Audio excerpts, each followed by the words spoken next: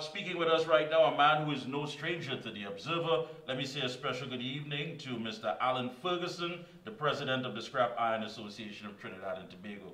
Good evening, sir. Good evening to you and good evening to your viewers. Yeah, I know it's been a tough day for you. First of all, condolences to the Mitchell family and to all his loved ones. Trevon Mitchell, he was the owner and operator of New Image Metal.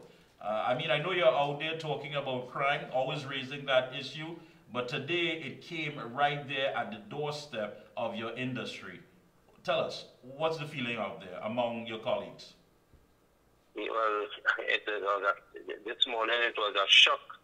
It was a total disaster, meaning that this industry, Trevon is a young guy that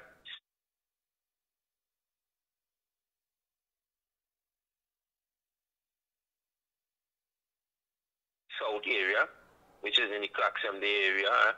He really worked hard and built his yard, and it's sad now when the industry had shut down.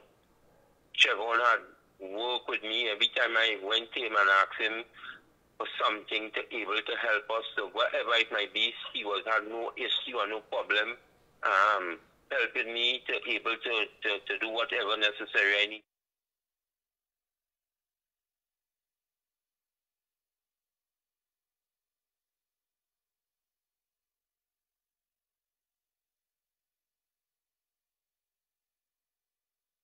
Him. And since that time, since 2011 to now, he remain a member, you know.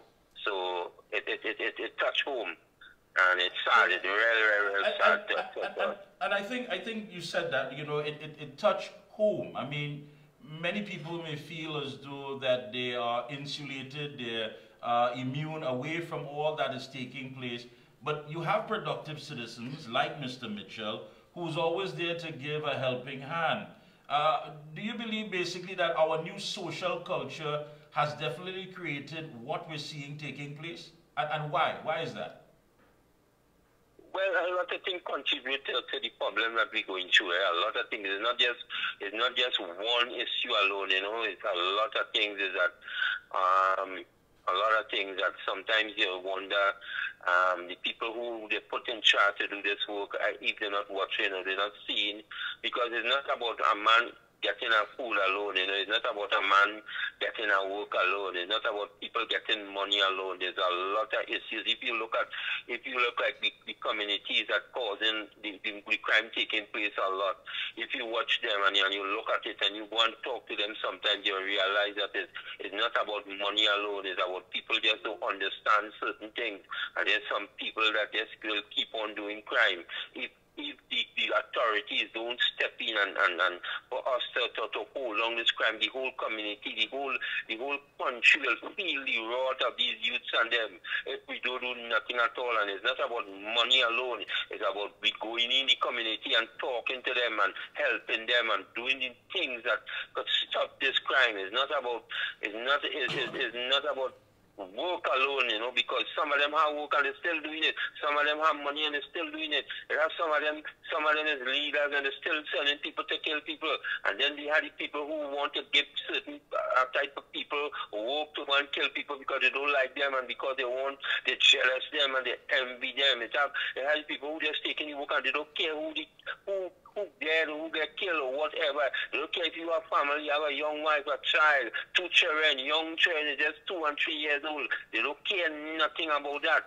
And when you see a society, getting like this, you know, we're in trouble unless we stand up and fix it.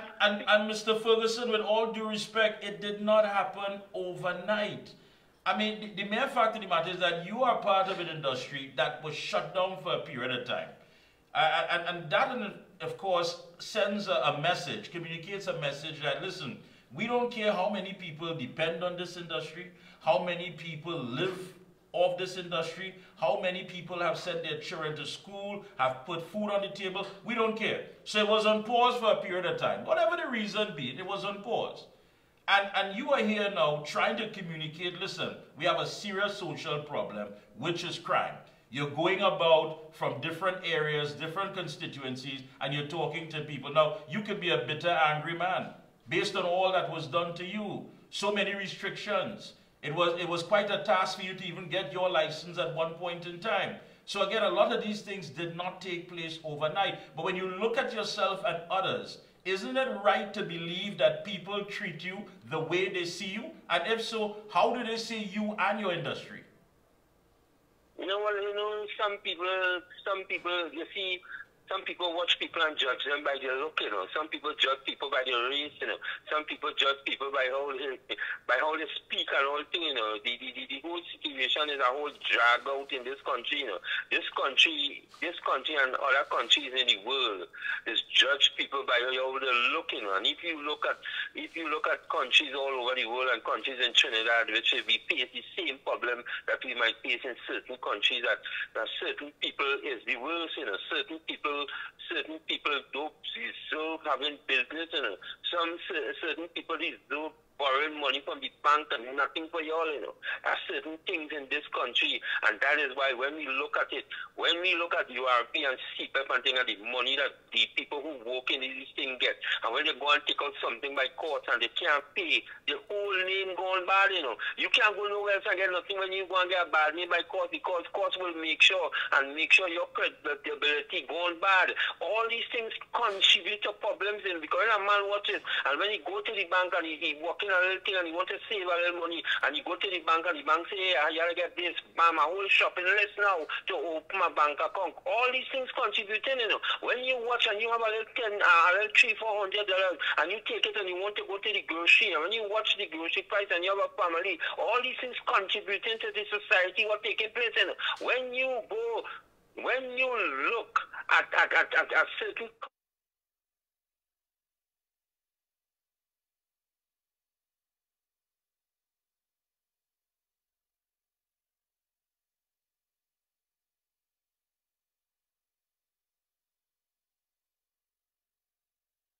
able to operate in a fair way, and if we continue playing this football game with we kicking up the hill and them don't have nothing to do on top of the hill by just letting the ball come back down and score on we, you know what will happen? A lot of we go able to suffer right too, because the Trinidad will remain the same way. We enter a serious problem if we do fix it, and the people who living in the community with barong and who have security guard and all kind of thing, all them things will come like nothing.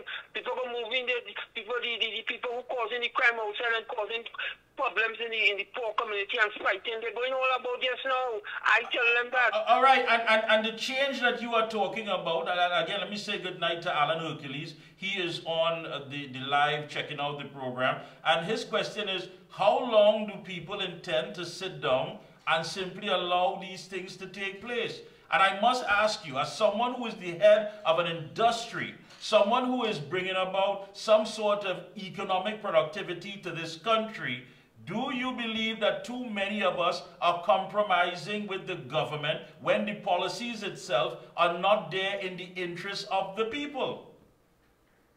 You see, I want to answer this question, but this question will sound like in a different kind of way. Let me tell you, if the UNC was in power, you will have seen all the African people come out, because they will have think that the government are there because that Indian government suffering them and starving them.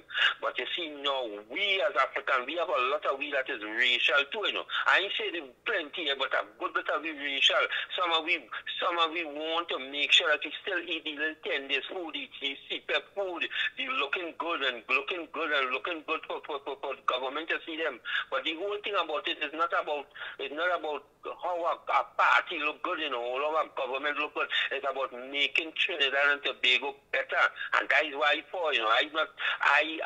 supporting who will make the country better. And I am telling you, we have plenty to do, because we go come out today to protest for water. But what will happen?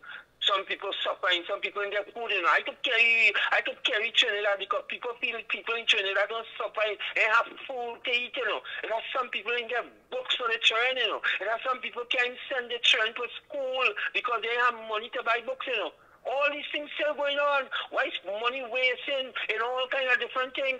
How the problem will solve if all of we don't come together and say, listen to me, let me bust down the hill, let me break down the hill and start over fresh. Let me start it over fresh, because there are some people in this country continue to suffer the wealth out of this country, and all we doing is the poor people continue to suffer more, and what we go do? We only in talk to and talking and talking.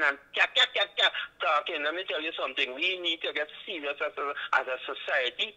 Whoever in charge, and let me get serious and change this country. This country is a rich country, you know. This country is not no poor country. That's right. And let me ask you, Allan, based on your experience, you've had a first-hand experience. Your bread and butter was threatened. The bread and butter of your colleagues were threatened. Here it is.